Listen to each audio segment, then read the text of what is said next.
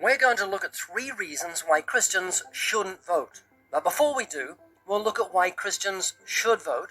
Then, if you withhold your vote and Democrats win this election, you may regret your inaction. When babies are slaughtered by the millions, young people are sexually mutilated, when innocent Americans are raped and murdered, when Christians are thrown in prison for their faith, when Israel is left alone to fight the horror of terrorism, you'll have yourself to blame. I saw this comment on our channel. America, are you not watching what's happening to us here in the UK? Only 60% came out to vote, and we're suffering the consequences of that now. If Christians don't stand up to defend what they hold dear, then we risk losing everything. In the United Kingdom, a British Army veteran has been found guilty of silently praying outside of an abortion clinic. A court found him guilty of silent prayer and ordered him to pay a nearly $12,000 fine.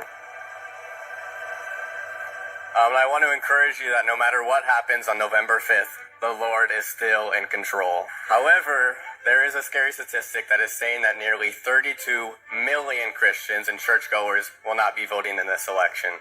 And to them, I would tell them that we cannot sit out this election. On the ballot this year, there's a Proposition 3, that wants to redefine marriage from one man and one woman to basically anything they want it to be.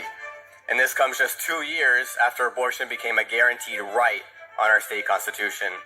Not only that, but in our public schools, they're telling our kids they can switch their genders and mutilate their bodies if they feel like the other gender. Men are going into women's bathrooms and to women's sports. And I'd say most importantly, Israel is currently under attack, and yet here in our nation, we have people rioting calling for the eradication of Israel and the eradication of the Jewish people. These are not political issues, church, these are biblical issues. But the problem is that the church has sat back to relax in the pews while the world and Satan have risen up and taken our place. And maybe you're sitting here today saying, you know what, I don't like either of the candidates, I'm just not going to vote. Well, understand something, you're not voting for personality, you're voting for policy, and there's a candidate's policy who is much more in tune with our biblical views than the other. Or maybe you're saying you're not going to vote because it's rigged. Well, understand if you don't vote, you're going to lose either way. And so Christians, I want to encourage you, because many people have left this state in search of an easier place to live, a more Christian place to live, but I know that I'm called to fight for the state, to fight for righteousness and for truth, and I'm inviting you to stand with me in that fight. Well, understand something, you're not voting for personality, you're voting for policy, and there's a candidate's policy who is much more in tune with our biblical views than the other.